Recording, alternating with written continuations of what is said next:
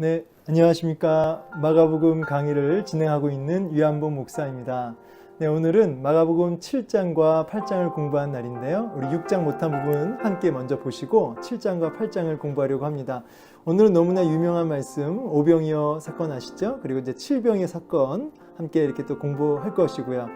또 특별히 귀가 막히고 눈이 먼 자를 아주 특별한 방법으로 고치시는 주님의 모습도 보게 될 것입니다. 그리고 또 수로보니게 여인이 아주 처절한 모습으로 주 앞에 나아가 또 놀라운 이적을 경험하게 되는 그러한 모습도 보게 될 것인데요. 여러분, 바라기는 이런 놀라운 사건과 이적들 앞에 놀랍다 하고 끝나는 것이 아니라 그 안에 감춰진 참 메시지, 그리고 그것이 나에게 어떤 관계가 있는지, 그것이 나에게 어떤 의미가 있는지를 함께 고민해 봤으면 좋겠습니다. 그래서 오늘도 이 말씀을 통해서 분명히 내게 뭔가 말씀하실 하나님의 음성이 있다, 이런 확신을 가지고 그렇게 말씀에 임했으면 좋겠고요. 그렇게 순종하는 마음으로 하나님 말씀을 받드는 마음으로 그렇게 오늘 공부에 함께 동참해 주셨으면 감사하겠습니다. 자, 그러면 우리 마가복음 공부, 우리 이 시간 기도함으로 함께 시작하도록 하겠습니다. 기도하겠습니다. 살아계신 하나님 감사합니다. 오늘 또 마가복음 함께 공부할 수 있게 하신 은혜에 감사합니다. 오늘도 말씀을 통해서 깨닫는 은혜가 있게 하시고 또 깨우쳐 알아듣게 하실 때에 우리 내면의 말씀이 깊이 박혀서 30배, 60배, 100배의 열매와 결실을 맺는 복된 은혜의 시간 되게 하여 주옵소서. 예수님 이름으로 감사히 기도하옵나이다. 아멘. 네, 오늘은 마가복음 이제 7장과 8장을 공부하는 날인데 6장 못한 부분 조금만 다루고 이제 7장, 8장 공부하도록 하겠습니다.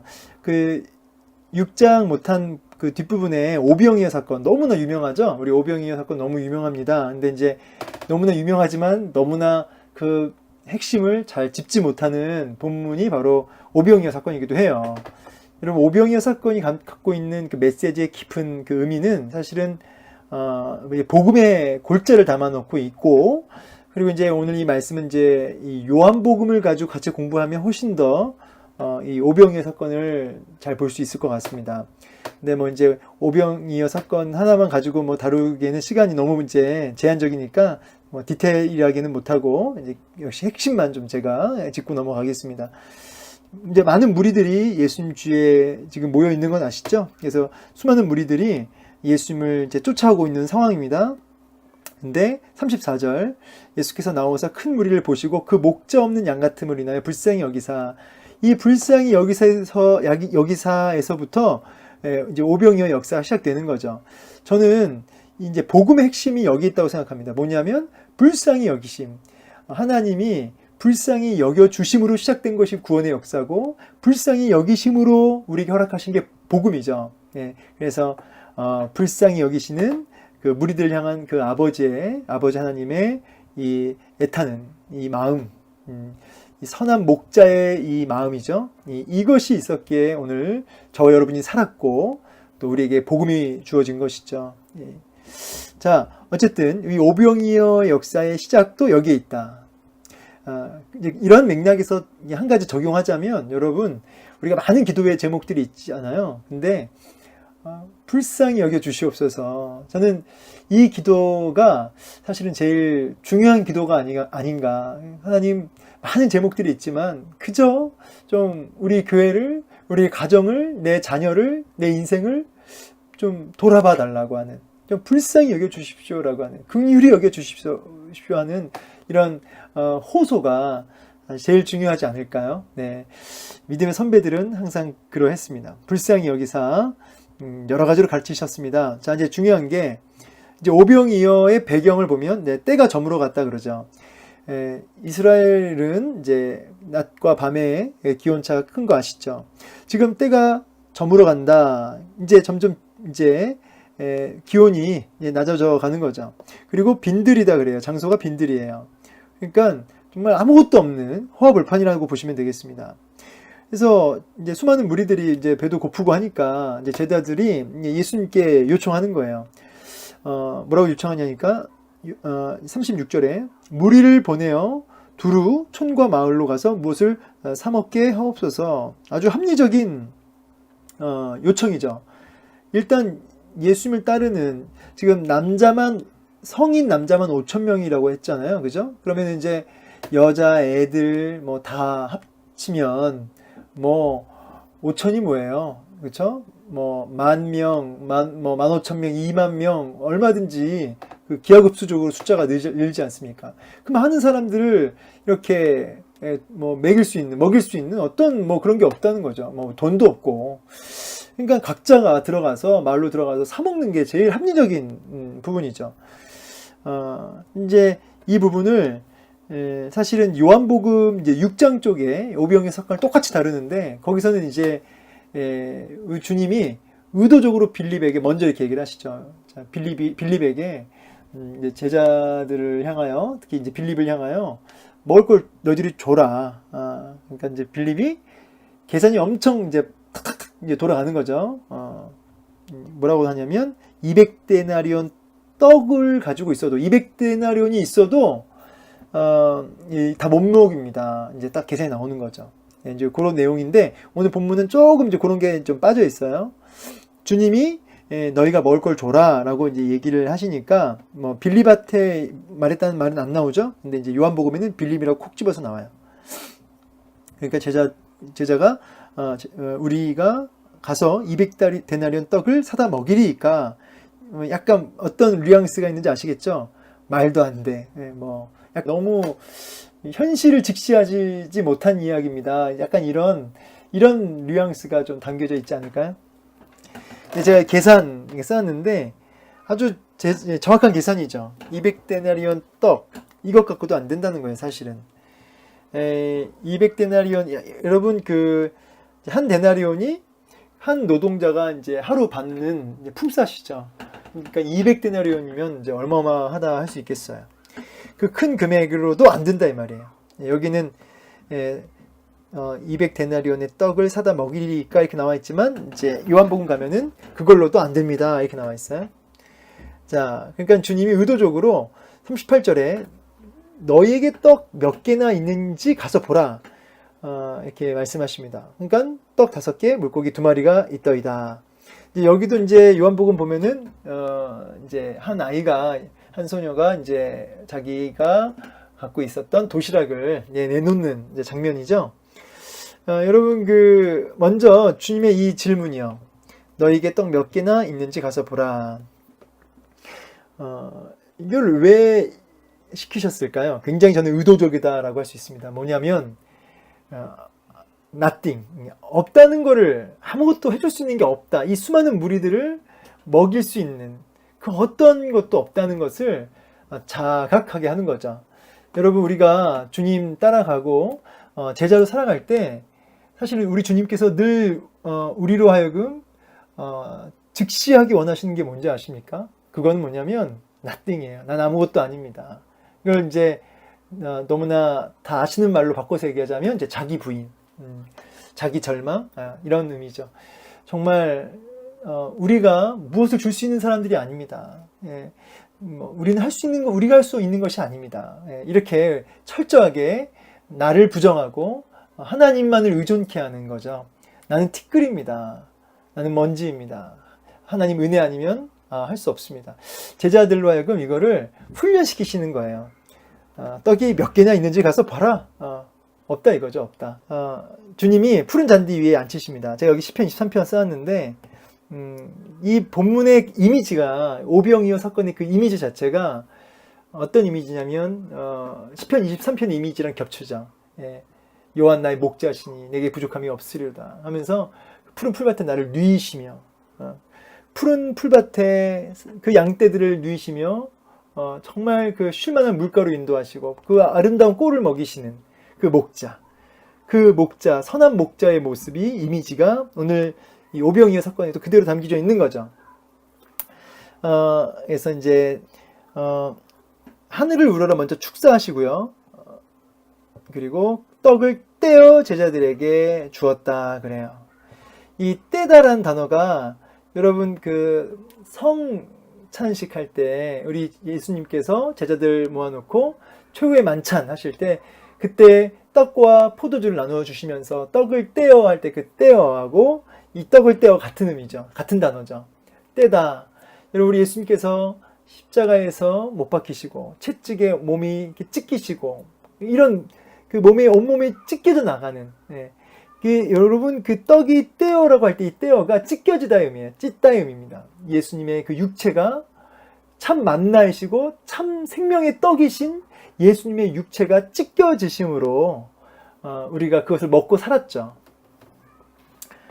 자, 그래서 이 떡을 저는 예수님의 육신의 찢겨지심, 그 십자가의 찢겨지심 그 부분을 그대로 상징적으로 보여주고 있다. 저는 그렇게 확장해서 그 말씀을 해석하고 있습니다. 그리고 그것이 이제 제자들한테 흘러가고 그 제자들한테 주어진 그 복음이 이제 수많은 사람들에게 흘러가죠. 그리고 모두가 배불리 먹었다. 모두의 그 굶주렸던 모든 인생들에게 풍족한 그 음식이 되었다는 거죠. 그리고 12바구니 차기 거두었다. 여러분 10이라고 하는 숫자가 이제 가득 찬 숫자잖아요. 만수. 그래서 온전한. 그래서 여러분 이제 우리가 이 오병이어 사건을 통해서도 우리가 예수님의 그 찢겨지신 그 피와 살을 통해서 넉넉한 구원에 이르는 작정된 자들은 넉넉히 구원함에 이르게 되는 그 사건을 보여주고 있다. 위로 오시는 예수님. 제가 이걸 이제 예배 시간에 설교한 적이 있는데요. 주님께서 바다로 제자들을 보내시죠. 근데 제자들이 바다에서 이렇게 밤을 가고 있는데 아까 오병이 사건 이후잖아요. 그러니까 이미 날이 저물어 갔을 때인데 제자들이 가고 나서는 한 10여리 정도 갔다 그러거든요. 다른 복음서에 보면은 죄송합니다. 자, 10여리. 그러니까 날이 이제 밤 어두울 때 이제 배가 이미 출발한 거고요. 밤 4경에 가장 깊은 밤이라고 할 수 있는 밤 4경에 제자들이 이제 거의 한계에 도달한 거죠. 밤 4경 하면 새벽 3시에서 6시 사이인데 가장 깊은 밤. 자, 이제 죽었구나 하는 그 시점에 우리 주님이 바다 위를 걸어서 제자들에게 오신 거죠. 자, 이제 여러분 왜 이런 거 있죠? 이제 주님과 3년을 같이 동고동락했어도요. 사람이 무서움이라고 하는 감정에 붙들리고 두려움이라고 하는 감정에 붙들리면 아무것도 안 보이는 거죠. 여러분 우리가 예배 시간, 설교 시간에 은혜로운 말씀이 선포돼도 내 마음이 염려에 붙들리고 근심에 붙들리면 안 들리는 거죠. 말씀이 안 들려요. 마음이 묶여 있으니까.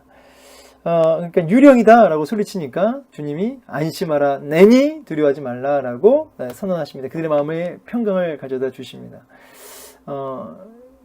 주님이 의도적으로 걸어오신 거죠.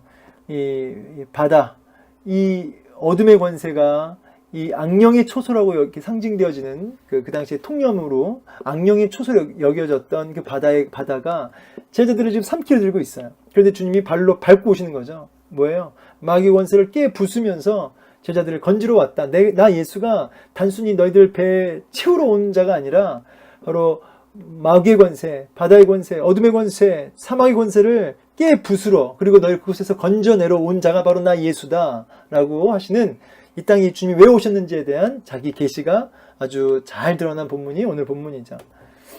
그래서 안심하라 나니 두려워 말라. 제가 여기다 이제 액센트를 두고 말씀을 선포합니다. 그죠? 안심하라 나다.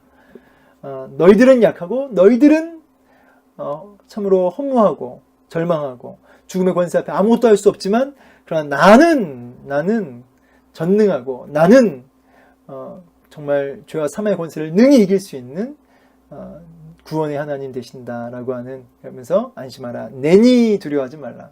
오늘 이 말씀 가슴에 새겨서 우리도 삶 속에서 끊임없이 안심하라 나다 두려워하지 말아라 라고 하는 이 주님의 음성이 들려지는 은혜가 있기를 축복합니다. 안심하라 내니 두려워하지 말아라. 그래서 이제 베드로가 사실은 주님이 오라 하니까 베드로가 얼른 내려오죠. 근데 베드로도 걷지만 나중에 바람 소리에 눈이 뺏겨가지고 마음이 빼앗겨가지고 두려운 마음이 들어서 다시 물에 빠지는 이런 내용들 우리가 알고 있습니다. 네. 이어서 이제 7장과 8장을 마저 볼 텐데요.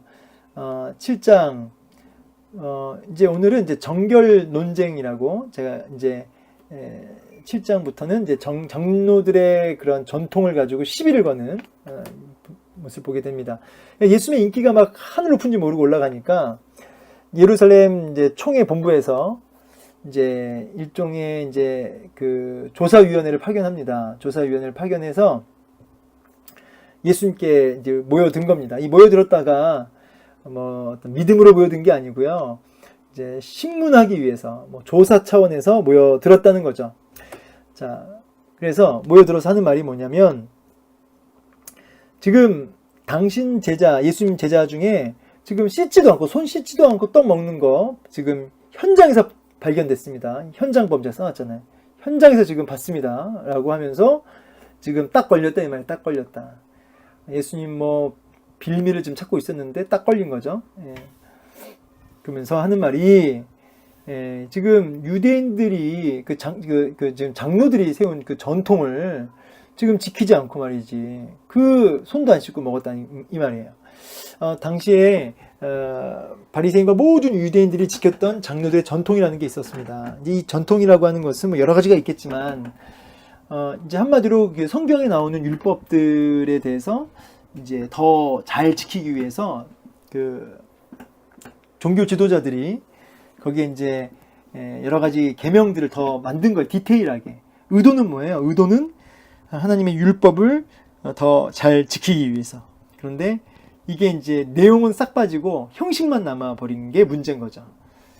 이 전통을 만든 이유는 율법을 더 잘 지키기 위함이었으나, 그러니 그 율법의 의미와 정신과 내용은 싹 빠지면서 그 여러 가지 장로들이 만든 더 디테일한 세부 여러 계명들, 그런 것들이 그냥 형식만 남아버린 거예요. 그래서 그거 안 지키면 정죄하고 이렇게 된 거죠.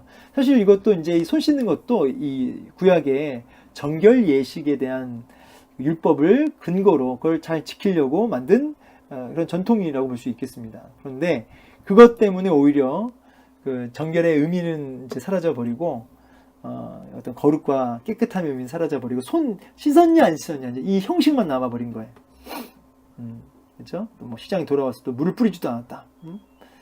뿌리지도 않고 먹지도 아니했는데, 그렇게 하는데 어떻게 당신의 제자들은 그 전통을 준행하지 않습니까? 라고 이렇게 지금 따지고 드는 거죠. 그러니까 우리 주님의 답이 뭐예요? 이사야가 이르되, 이사야가 너희 외식하는 자에 대해 잘 예언하도다. 지금 이렇게 내용은 빠지고 형식에 붙들려서 살아가는 그 유대인들, 종교 지도자들을 가리켜 외식하는도다. 그러면서 이제 이사야서 말씀을 이제 인용하기를, 이제 이사야서 29장 13절 말씀을 인용한 겁니다. 이 백성이 입술로는 나를 공경하나 공경하되 마음은 내게서 멀도다. 사람의 계명으로 교훈 삼아 가르치니 나를 헛되이 경배하는도다. 자, 우리 말씀 인용 구절 한번 볼까요?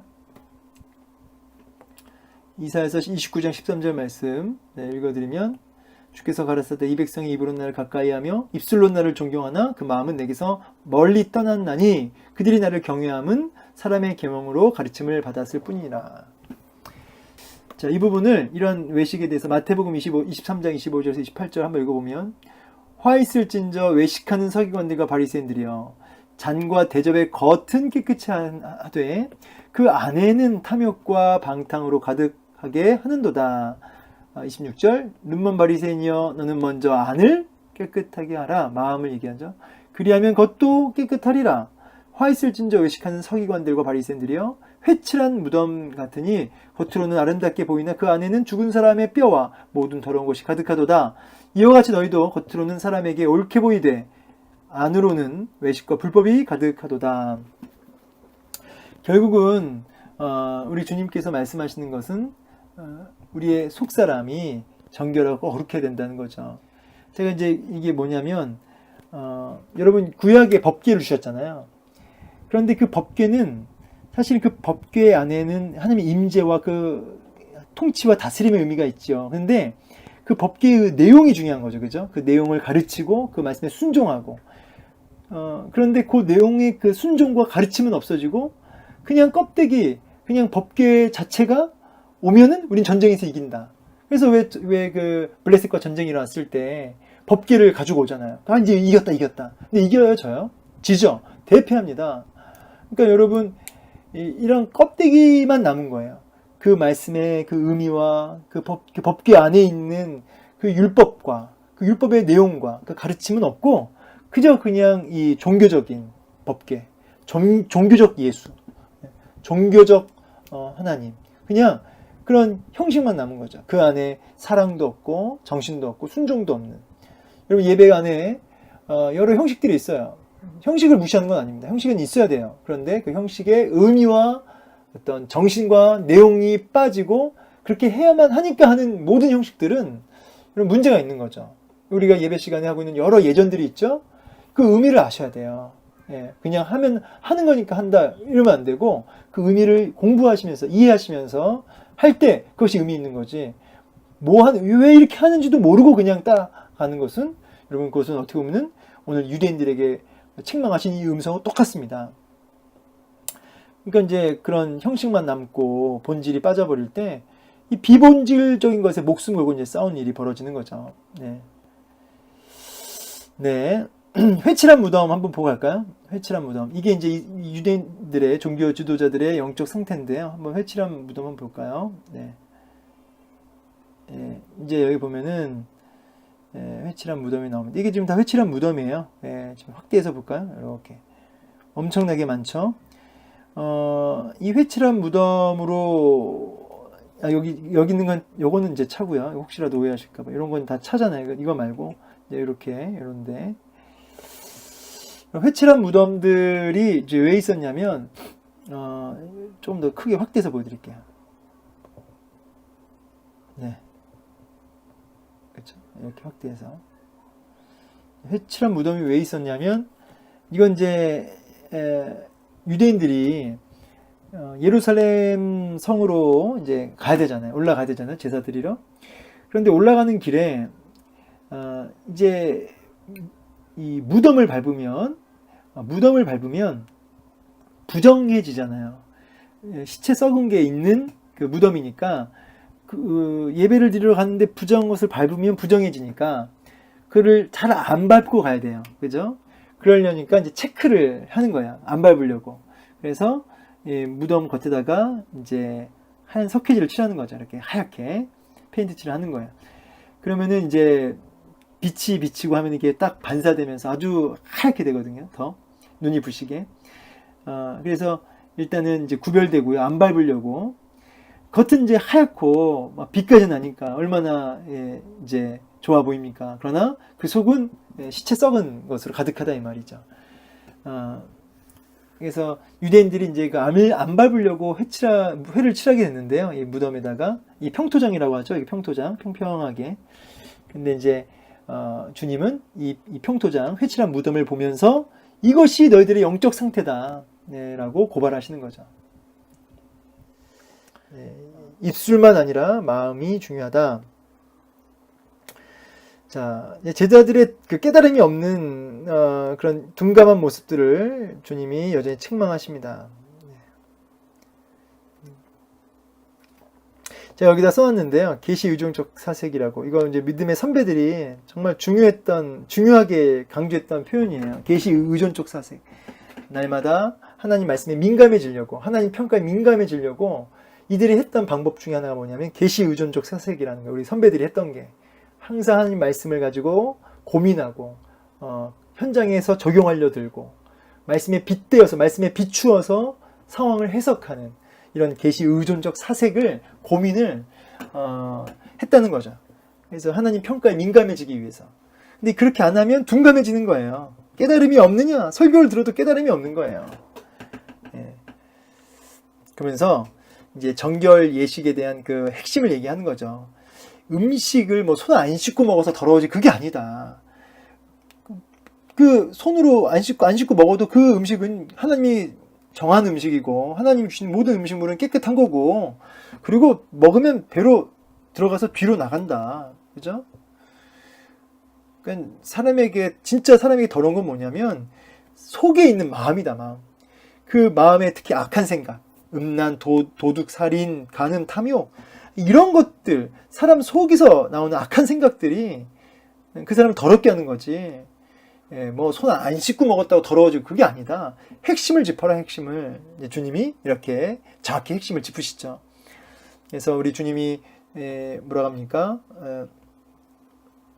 마태복음 5장 8절 마음이 청결한 자 복이 있나니 그들이 하나님을 볼 것이며. 그러니까 여러분 우리가 결국은 마음이 정결한지 마음이 청결한지 이 부분을 돌아봐야 되는 것이죠. 그러면 이제 수르보니가 여인이 이제 나오는데요. 이 수르보니가의 여인은 일단 이제 이방 여인이죠. 자, 이제 제가 옆에 사도행전 그 10장이 나오는 고넬료 백부장 고넬료에 대한 얘기를 잠깐 써놨는데, 지금 핵심은 뭐냐면 하나님 보시기에 뭐가 정결한지를 지금 계속 이야기하고 있는 거예요. 이 수르보니가 여인도 유대인들 볼 때는 어때요? 유대인들의 그 형식주의에 붙들리고 율법주의에 붙들린 이들이 봤을 때는 더럽죠. 백부장 고넬료 사실 이방인이 더러운 거죠. 자, 보십시오. 한번 보겠습니다. 지금 두로 지방에 있는 이방인이죠. 근데 그 딸이 더러운 귀신 들렸다 그래요. 그래서 그 여자가 수르보니게 여인이 예수님께 그 딸을 고쳐달라고 온 겁니다. 그때 우리 주님이 굉장히 의도적으로 이런 말씀하세요. 27절 예수께서 이르시되 자녀를 먼저 배불리 먹게 할지니 자녀의 떡을 취하여 개들에게 던짐이 마땅치 않다라고 딱 잘라 얘기하세요. 굉장히 멸시하는 그런 모습이 아닐 수 없습니다. 유대인들은 굉장히 이 얘기할 때 동의가 됐을 거예요. 맞지 정말 더러운 여자. 근데 주님은 의도적으로 이렇게 말씀하신 거예요. 이 여인이 여기 어떻게 대답하냐면 보세요. 28절에 주여 올소이다. 주여 올소이다. 그래요, 맞아요. 주님 저 개입니다. 개. 근데 그 개도 주인이 먹은 부스러기 먹지 않습니까? 부스러기 은혜라도 주십시오. 여러분 주님이 지금 원하셨던 대답이죠. 여러분 이제 하나님이 정말 우리에게 원하시는 정결한 마음이란 건 결국 뭐냐면 첫 번째는 마음이 청결한 거죠. 마음이 청결한 것. 그러니까 악한 생각에 붙들려 있지 않는 건데, 사실은 좀 더 근본적으로는 이 여인의 마음처럼 자기의 비참함과 또 자기의 소망 없음과 그리고 상한 심령으로 주님 앞에 나오는 그런 절박함과 간절함으로 나오는 바로 이런 깨진 마음, 상한 심령, 이런 심령이 하나님 보시기에 합한 마음인 거죠. 그리고 그 마음이 누구에게 상달될 때, 예수 그리스도께 상달될 때 비로소 어떻게 됩니까? 그야말로 정결한 여인 되는 거죠. 여러분 우리의 상한 심령, 우리의 정말 무너진 가슴을 주님께 끊임없이 주님께 연락하고 주님께 드려질 때 그 예수 그리스도의 그 구속의 은혜로 그 예수 그리스도께서 그 마음을 받으시고 긍휼히 여기시고 불쌍히 여기셔서 그 마음을 받으셔서 어떻게 합니까? 우리를 정결하게 하시고 우리를 거룩하게 하시죠. 이번에는 이미지만 한번 보겠습니다. 이미지 하나 보고 여인이 수르보니 여인이 이렇게 주님 앞에 주님이 외면하신 듯하지만 사실 이 여인의 그 상한 심령을 보고 싶으신 거죠. 여러분 욕을 먹는다 그러죠. 욕을 먹는다. 근데 칭찬을 먹는다 이렇게 얘기 안 하죠. 칭찬은 듣는다 그러죠. 여러분 욕을 먹어도 욕을 먹는 거고요. 칭찬은 듣는 거예요. 제가 갑자기 이 얘기 왜 하냐면 어떻게 보면 이 여자 지금 욕을 먹었잖아요. 이 개라고.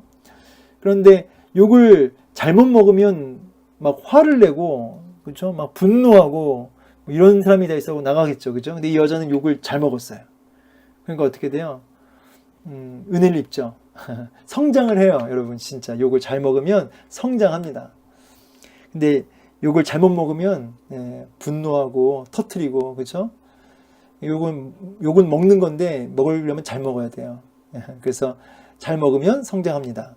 그리고 칭찬은요, 여러분 먹는 거 아닙니다. 그건 그냥 듣고 마는 거예요. 누가 칭찬한다 그러면 그걸 곱씹어 먹지 마십시오. 칭찬하면 그냥 듣고 말아야지 그거를 씹어 먹으면 곱씹고 막 이러면 안 돼요.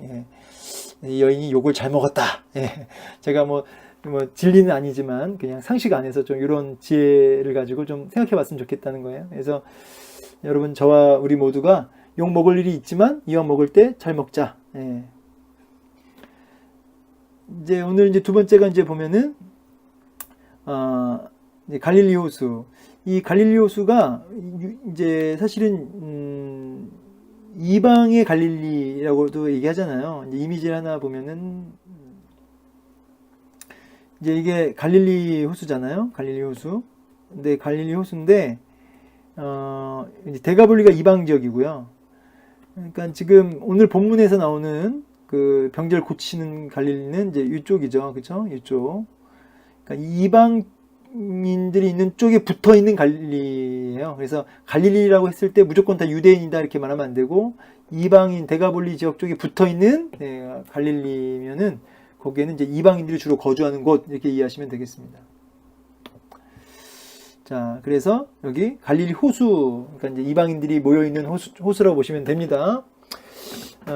거기 보니까 귀 먹고 말 더듬는 자가 있어요.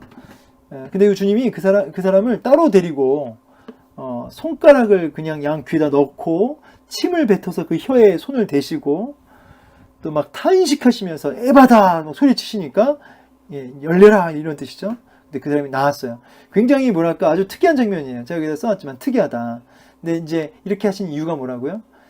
귀 먹고 말을 더듬었으니까 주님이 물론 말 한마디만 하시면 나을 수 있고 말 안 하셔도 낫죠. 얼마든지 그냥 이렇게 고칠 수 있는데 이 고치시는 주님의 의도는 뭐냐면 이 죄인이 영적으로 귀가 먹고 말도 더듬는 이게 사실은 뭐 영육간에 다 그런 거지만 그를 열어주는 에바다 열어주시는 분이 누구시냐? 나 예수다라고 하는 그를 이 사람으로 하여금 이 죄인으로 하여금 그 온몸으로 체험하고 확실하게 깨닫게 하기 위해서 이렇게 하신 것으로 보여집니다.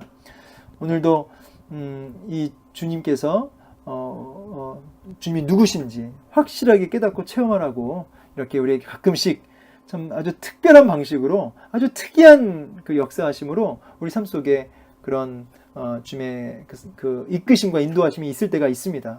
그때마다 이거는 특별히 주님이 깨달으라고 확실하게 깨달으라고 하시는구나 그렇게 알고 감당하면 되는데요. 이 에바다 열려라 탄식하시면서 에바다 외치셨죠. 이게 아람어인데 여러분 우리 주님께서 오늘 우리에게도 에바다라고 선포하시는 이 음성 닫혀있는 우리의 귀와 또 우리 입술이 열리고 또 우리 눈까지 열려서 영안이 열리고 그렇죠? 그래서 분별력 있고 또 주의 뜻을 분별하여 듣는 또 그 말씀을 선포할 수 있는 우리 귀와 입술 되기 원합니다. 네, 이제 이어서 마가복음 8장을 보도록 하겠습니다. 8장 보니까 이제 4,000명을 먹이시는 오늘은 이제 그 오병이어랑 비슷한 칠병이어의 사건입니다. 여기 보면은 그 무렵에 또 큰 무리가 있어 먹을 것이 없는지라. 자, 그러니까 이 또라는 단어를 쓴 의도는 오병이어 사건을 기억하라 이 말입니다. 오병이어 때와 같이 또다시 큰 무리가 몰려들었는데 이제 문제는 뭐냐면 그때 오병이어 때와 똑같이 먹을 것이 없고 굶주려 있는 것이죠. 그 무리들이. 자, 그런데 이제 칠병이어와 오병이어의 차이가 있다면 오병이어는 이제 유대인들이 주로 거주한 지역에서 보이신 사역이었고 이제 칠병이어는 아까도 얘기했던 것처럼 이제 이방인들이 주로 거주한 지역에서 지금 이와 같은 이적을 행하고 계시는 거죠. 그래서 이제 혹자는 오병이어는 유대인들의 어떤 구원의 역사를 얘기한 것이라면 이제 칠병이어는 이방인들을 향한 하나님의 구원의 역사를 보여주고 있는 것이다. 자, 그래서 복음이 유대인에게 국한되지 않고 열방을 향해 있다라고 하는 그런 의미로 칠병이어를 해석하기도 합니다. 자, 중요한 건 뭐냐면 오늘 2절에 내가 무리를 불쌍히 여기노라 이러한 주님의 애타는 심령, 이 주님의 긍휼히 여겨주시고 돌아봐 주심 이것으로 이제 칠병이어도 이제 시작되게 됩니다. 네. 자, 역시 보면은 이제 주님이 보시고 아는 거죠. 그들이 굶어 있고 나를 쫓아온 지 이미 사흘이나 지났고 그들이 굶어 있다는 거죠. 그래서 그 이방인들을 향한 주님의 긍휼히 여기시는 마음이 가득하다 이 말입니다. 그러니까 제자들이 약간 원망조로 이 광야 어디에서 떡을 얻어서 이 사람들로 하여금 배부르게 할 수 있겠습니까? 아까 오병이어 때와 똑같은 그런 구조죠. 예, 동일하게 뭐 불가능합니다. 왜 이렇게 무리한 이야기를 하십니까? 이렇게 얘기합니다. 그때 우리 주님이 또 동일하게 너희에게 떡이 몇 개 있느냐라고 이제 말씀하시죠. 보시면 아시겠지만 제자들은 떡이 없습니다. 그리고 지금 수많은 무리들도 광야에서 그야말로 굶주리고 가지고 있는 것이 없는 거죠. 자, 이와 같은 그 상황과 그 이미지를 한번 머릿속에 그려보십시오. 정말 광야와 같은 아무것도 없는 그 허허벌판에 굶주린 군중들, 무리들, 그리고 아무것도 해줄 수 없는 제자들의 모습. 자, 이와 같은 비참함, 소망 없음이 우리들의 현실이고 실존이다. 이것을 우리가 보게 되는 것이죠. 떡 7개라는 게 무슨 의미가 있겠냐 이 말이죠.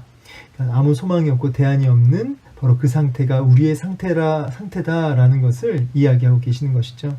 제가 여기 로마서 7장 24절 말씀을 이렇게 써놓았죠. 오호라 나는 곤고한 사람이로다. 이 사망의 몸에서 누가 나를 건져내랴. 우리 주 예수 그리스도로 말미암아 하나님께 감사하리로다. 그런즉 내 자신이 마음으로는 하나님의 법을 육신으로는 죄의 법을 섬기노라. 자, 사망의 몸 누가 나를 건져내랴. 아무 소망 없는 상태잖아요. 근데 여기서 시야가 어디로 이어집니까? 그러므로 이제 그리스도 예수 안에 있는 자에게는 결코 정죄함이 없나니 이는 그리스도 예수 안에 있는 생명의 성령의 법이 죄와 사망의 법에서 너를 해방하였다. 자, 이렇게 이어지죠. 아무 소망이 없고 대안이 없어 탄식하는 이 인생이 예수 그리스도 안에서 소망을 얻고 구원함을 얻게 되는 이 바울의 이 고백의 말씀이 사실은 오늘 이 광야에서 정말 아무것도 해줄 수 없는 제자들의 모습과 광야에서 굶주리고 있는 이들의 모습, 소망 없는 이들의 모습과 우리들의 모습이 다 같은 의미인 거죠. 그런데 거기서 누구를 통해서만, 오직 예수를 통해서만 우리에게 참된 풍요와 구원이 주어지는 그 메시지가 동일하게 흘러가는 것이죠. 그걸 함께 볼 수 있어야 된다는 거예요. 역시 떡을 축사하시고 떼어 제자들에게 나누어 주었다. 제가 떼어의 의미 아까 말씀드렸습니다. 성찬식 할 때 떡을 떼어주다. 주님이 십자가에 찢겨지다. 다 같은 의미라고 했어요. 찢겨지다, 떼어주다. 그래서 참 떡이시고 참 만나이신 주님의 찢겨지심으로 죽어주심으로 어떻게 됩니까? 7 광주를 거두는 풍성한 완전 숫자 않습니까? 7이 풍족한 구원함을 얻게 되는 이런 말씀을 우리에게 주시고 계시는 거죠. 자, 그래서 5병이요, 7병이요 같은 메시지로 구원에 대한 복음에 대한 메시지가 진하게 담겨져 있습니다. 자, 그리고 이어지는 말씀은 이제 바리새인들이 이제 예수님을 또 와서 이제 공격하는 거죠.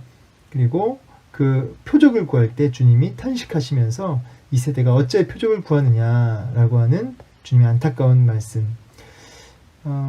종교 지도자들은 끊임없이 주님을 보면서 분명히 역사하심도 보았고 주님의 능력도 보았어요. 그러나 깨닫지 못했습니다. 왜 그렇습니까? 그들의 마음이 이제 둔하기 때문이죠. 왜 둔했을까요? 바리새인들과 종교 지도자들은 자기들의 그 유전과 또 자기들의 어떤 또 물질과 어떤 그들이 갖고 있는 교리에 묶여 있기 때문이죠. 그러니까 눈이 어두운 거예요. 그런가 하면 제자들도 보세요. 제자들도 이제 떡을 못 챙겨 왔습니다. 그런데 떡 못 챙겨 온 거 때문에 걱정을 하고 있는데 주님이 15절에 예수께서 경고하여 이르시되 삼가 바리새인들의 누룩과 헤롯의 누룩을 주의하라 하시니, 그러니까 주님은 지금 바리새인들과 헤롯의 그 어떤 그 영향을 좀 받지 말아라. 이 누룩이 영향력인데 바리새인들 같은 경우는 어떤 유전, 전통, 또 나아가 어떤 헤롯 같은 경우는 뭐 어떤 권력이나 물질주의 이런 것들이 다 연결되는 거죠. 이런 것들에 너희가 유혹받고 영향받지 말아야 된다라고 하는 메시지를 지금 경고로 주고 계시는데 16절에 보니까 우리에게 떡 없다고 책망하시나 보다 이렇게 지금 딴소리하고 있죠. 그 바리새인들이나 제자들이나 이 정도의 차이가 있지 다 지금 뭐예요? 어두운 거죠. 눈이 어두운 거죠. 둔감한 거죠. 제자들은 지금 떡에 눈이 멀고 지금 둔감해진 겁니다. 그래서 너희 마음이 둔하냐? 라고 주님이 아예 딱 전곡을 짚으십니다. 둔하냐? 그러면서 그 둔한 그들의 마음을 이제 에바다 열어주시는 거죠. 제자들도 사실은 이러한 모든 제자 훈련의 과정이. 그래서 오병이어 기적도 얘기하시고 칠병이어 기적도 얘기하시면서 아직도 깨닫지 못하느냐라고 하는 주님의 말씀이 선포되고 있습니다. 우리도 동일하게 매주 설교 듣고 매주 은혜를 받는데 아직도 깨닫지 못하느냐라고 하는 주님의 음성이 들려지기를 소망합니다. 자, 그래서 우리 마음이 둔해지지 않도록 계시 의존적 사색, 아까 배웠죠? 날마다 하나님 말씀을 고민하고 조명하고 이렇게 적용하려 들고 그런 게 필요하겠습니다. 자, 이제 넘어가 볼까요? 자, 이번에 벳세다 맹인을 치유하시는 건데 이 맹인도 아주 특이합니다. 이 맹인을 고치시는데 그 눈에다 침을 뱉으시고요. 또 안수하시고요. 또 물어봅니다. 뭐가 보이냐고 물어보세요. 치유하시다가 말고 뭐가 보이냐고 물어보는 경우도 굉장히 특이한 경우죠. 근데 이렇게 물어보신 이유가 뭐예요? 안 나았어요. 완전히 치유가 안 됐습니다. 그래서 다시 안수하셔요. 이거 굉장히 특이한 장면이죠. 그리고 이제 다시 안수하시니까 이제 완전히 낫게 되는 이 모습을 보게 됩니다. 이제 이 부분을 왜 이렇게 하셨을까? 역시 아까 귀 멀고 귀가 막히고 눈이 먼 그 병자를 고치실 때랑 똑같이 이 맹인으로 하여금 지금 누가 너를 고치고 있는지 확실하게 그것을 맛보고 체험하고 경험케 하시기 위한, 깨닫게 하시기 위한 어떤 특별한 주님의 섬김, 주님의 귀한 사랑으로 볼 수 있고요. 또 하나는 사실 이 맹인의 모습이 사실 제자들의 모습과 비슷합니다. 뭐냐면 주님이 끊임없이 보여주시고 만져주시고 아주 애를 쓰시는데 제자들은 여전히 둔해요. 뭐가 보이느냐 물어보면 딴소리하고 아주 희미합니다. 주님을 못 알아봐요. 그런데 주님이 이렇게 애를 쓰셔도 못 알아보는 제자들, 그런데 또 다시 안수하심에 주님의 특별한 은혜가 또 임하니까 그제서야 그대 눈이 확 열려서 이제 제대로 보고 주님을 고백하게 되고 또 헌신하게 되는 모습, 제자들의 변화되는 모습을 이 맹인에 빗대어서 이렇게 보여주고 있다라고 하는 해석도 제가 본 기억이 납니다. 중요한 거는 이제 주님께서 확실한 건 뭡니까? 이렇게 눈먼 자, 맹인, 또 말 못하는 자, 그들을 온전히 고치시고 회복시키시는 참된 메시아의 어떤 성취로서 참된 구원주라고 하는 그 부분을 보여주고 있는 메시지로 보시면 되겠습니다. 자, 이어지는 이제 빌립보 가이사랴 지방으로 지나가시는 길에서 제자들에게 질문하시는 내용입니다. 이 빌립보 가이사랴는 이제 오늘날로 얘기하면 신도시라고 보시면 되겠는데 아주 부유한 그 화려한 없는 게 없는 그런 신도시를 지나가시면서 나를 누구라고 하느냐, 가장 위대한 질문이죠. 예수님이 누구시냐? 제자들이 막 이제 사람들이 어떻게 대답합니다. 주님의 관심은 제자들한테 있는 거죠. 그게 중요한 게 아니고 너희는 나를 누구라 하느냐? 오늘도 이 시간 주님 물어보십니다. 우리 성도님들 향하여 너는 나를 누구라고 생각하느냐? 베드로가 100점짜리 대답합니다. 그러니까 주는 그리스도시요 살아계신 하나님의 아들이십니다. 100점짜리 대답하죠. 다른 복음서 보니까 칭찬을 막 하시면서 천국 열쇠가 있을 것이다. 이 천주교에서는 이걸 잘못 문자적으로 해석해서 베드로가 진짜 천국 열쇠를 쥐게 되는, 아니죠. 보시면 알겠지만 베드로가 주님이 이제 복음을 그대로 가감없이 선포하시니까 베드로가 대놓고 항변합니다. 절대 못 죽습니다. 이제 이게 사실은 꾸짖다의 의미예요. 꾸짖다. 주님을 막 꾸짖으면서 절대 못 죽는다고, 우리 어떻게 하냐고 이렇게 꾸짖는 거죠. 그러니까 주님이 이번에는 사탄아 물러가라. 여러분, 아까는 천국 열쇠를 맡기더니 갑자기 사탄이 됩니까? 여러분, 베드로가 사탄이 아니라는 거죠. 아까 그 신앙 고백도 여러분 그 신앙 고백에 천국 열쇠가 있는 거고요. 베드로에게 천국 열쇠가 있는 것이 아니고, 또 이 사탄을 할 때도 사탄이 베드로가 아니고 이 베드로의 이런 불신, 또 이런 불신앙적인 고백, 그것이 사탄이다 이 말이에요. 그러면서 주님이 뭐라고 하시냐면 나를 따라오려거든 자기를 부인하고 자기 십자가를 지고 나를 따라야만 한다라고 말씀하시죠.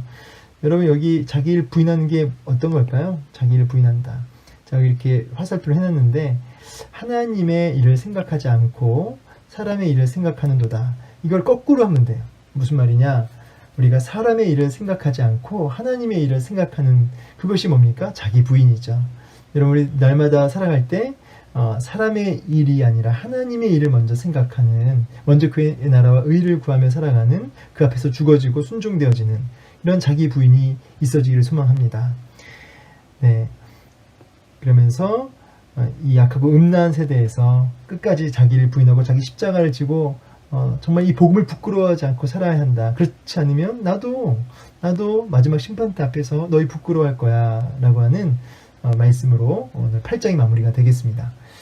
네. 하나님 아버지 감사합니다. 오늘도 마가복음 은혜 가운데 공복케 하신 하나님, 오늘 주신 메시지들 통해서 하나님 우리의 닫힌 눈과 귀와 입술이 열리기 원합니다. 그래서 사람의 일이 아니라 하나님의 일을 생각하며 또 하나님 계시 의존적 사색으로 날마다 하나님 뜻을 분별하기 위하여 고민하고 하나님 뜻을 가지고 고민하고 나를 비춰보고 조명하고 그것으로 상황을 해석할 수 있는 그런 계시 의존적 사색, 그래서 영적으로 우둔하지 않고 둔감하지 않고 영적으로 민감할 수 있는 주의 백성들이 다 되게 하여 주시옵소서.